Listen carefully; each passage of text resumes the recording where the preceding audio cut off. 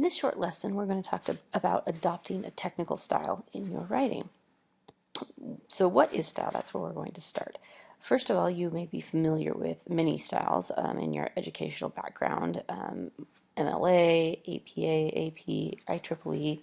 These are all organizations that have adopted style guides in order to bring consistency to all the writing across everything that the professionals are doing in those fields. And these are the types of style that we often will be using either in the educational setting or in the case of IEEE, a lot in the workplace. They often have style books with all of the rules that they want you to follow when writing in those pieces. So that is an example of style, how style is applied. Your book says that style refers to the overall way you express your ideas in a document, from the paragraph level to the sentence structure and the words and phrases you choose. So I like this definition because it reminds us that style isn't just about how a document looks, but it's also very sentence and paragraph level. So it ranges from the way you structure your sentences all the way up to the way that you format your document. So you're very familiar with academic style if you've been in school at all and turned in any papers. This is for institutional settings, so either while you're a student or while you are working in a university usually.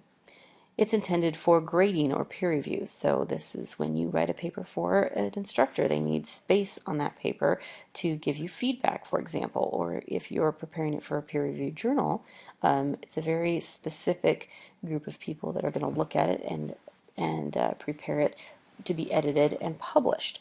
Usually it has elements like double spacing, and you're used to that format.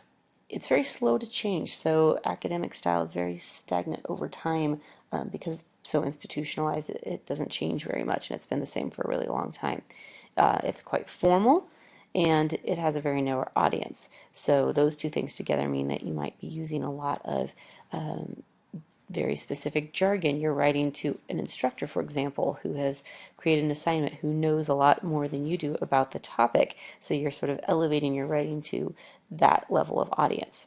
So I wanted to show you a quick sample for you to take a look at. This is a paper that I wrote in APA style for an MBA class, and you're going to see some things that are very common in academic writing. You see double spacing, you see regular indented paragraphs. There are some headings and things like that, but they don't draw a lot of attention to themselves. And this is a style that you're very familiar with.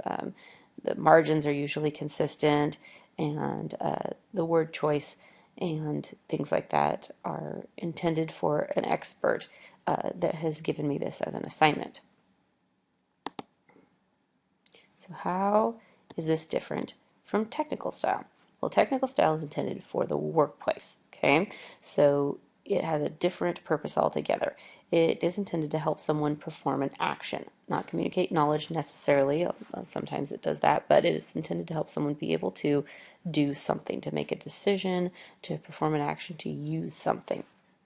Because of this, there's a lot of things that are different about it, as you read in the book. Oftentimes, in terms of formatting, you're going to see things that are single-spaced.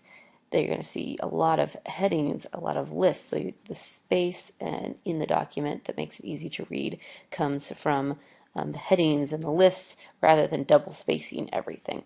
And that makes it a lot easier for people to scan and look at things that they want to look at in the document rather than reading the whole thing. And that is important because you have a very broad audience with technical documents usually, and they usually don't want to be reading your work. They want to get the information that they need out of it and move on. So you need to make it easy for them to do that. Technical style changes frequently with technology. As we develop new types of technology, we may change the way that we format and style and write a document to make it easy to use. One example of that is the double spacing after a period that we do not do any longer.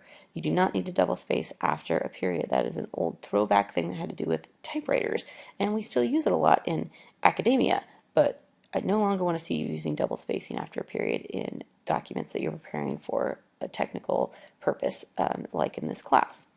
The tone in your technical document needs to be very approachable, so your word choice and your use of jargon needs to be appropriate to a very broad audience, and usually a novice audience, people that don't really know that much about your topic but need to do something with what you're providing. So here's a quick example of a technical document. You can see that this looks very different from the academic document. You've got different levels of headings. You've got a block format without indenting, but short paragraphs. You can see that there is a header that makes it easy to tell what's going on and who this is intended for. And it's very scannable and very straightforward. This document assumes that someone may want to just come in and read the conclusions, for example, so they need to find those quickly and may not want to read the whole thing. And so this is what I want your documents to start looking like, as opposed to an academic document. So let's talk briefly about how technical style can help you with the assignment that you're working on right now, the job application materials. I think that it provides a lot of things in terms of formatting that will be very helpful for you, and certainly, as with all documents, a few things about your sentence structure and your paragraphs that will also be very helpful. So a few things to think about. Think creatively about the layout of your resume and your cover letter. Make it scannable. In terms of sentence level things, keep your descriptions active. That tells the person that's reading it that you're going to be able to do these things, that you're excited to do them. It's okay to use more than one page if you need to do so. If you have a lot of pertinent information and job history, it certainly can go on to 2 pages. You can break that rule. But if you're going to go onto a second page, you need to use the majority of a second page, not just a little bit, because that's just annoying to read. If you have just enough that it's a little too long, you need to work with your formatting and layout. So let's look at an example here of mine. So this is an old resume of mine, and this has a few things that might help you as you think about your resume and cover letter. One, you'll notice that I'm using a grid here. So you could certainly in a Word document use a table in order to make this easy to put lots more information on the page and have it still be very readable. So I've just used a table, and then I've just used this feature up here to add lines between my sections instead of adding lines around everything to make the table feel really confined. So that is an option. I've highlighted all of my information here up top, and then I have clear sections, and then on top of that I'm using bulleted lists to make it even easier to scan. Now, I'm also using some very specific pieces of information, and this is really important. Anytime that you can say something numerically, like speaks frequently to large 100+ and small groups, or manages this level of client load, or anything that gives a sense of specificity to your skills, that can be very, very helpful. But you'll notice this is very easy to read. There's tons of space, but yet it's packing in a lot of information, and that's what I want to see from the formatting and layout of your work. And you'll see also that everything starts with a verb and everything's structured the same way. If you're going to write complete sentences, then punctuate them accordingly, or if you're not, that's fine.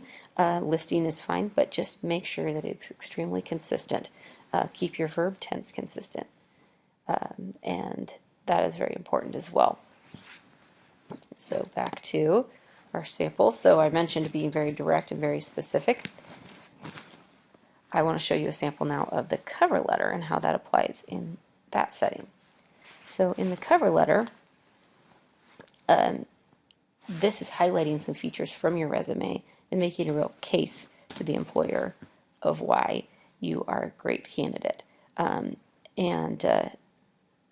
You want to be direct, you want to cut right to the chase. I am writing to express my interest in this particular position that I found in this location.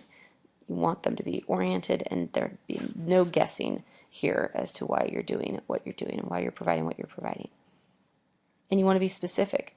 Pick something from your resume that fits really, really well with what the job position that you're looking for is asking, and highlight that. And you don't have to say everything in your cover letter. You want to highlight some of the things that are the most important, that make you the best candidate, and really draw attention to those elements. It's important to divide this up very clearly. A lot of people will have a paragraph about their education, a paragraph about their experience, introductory paragraph, and a closing paragraph. And you should always be very straightforward about asking for a follow-up, for an interview, or an opportunity to talk to them in person. So those are just a few tips from my resume and cover letter as examples, and just a few things that I want you to start thinking about as you are putting together that first assignment.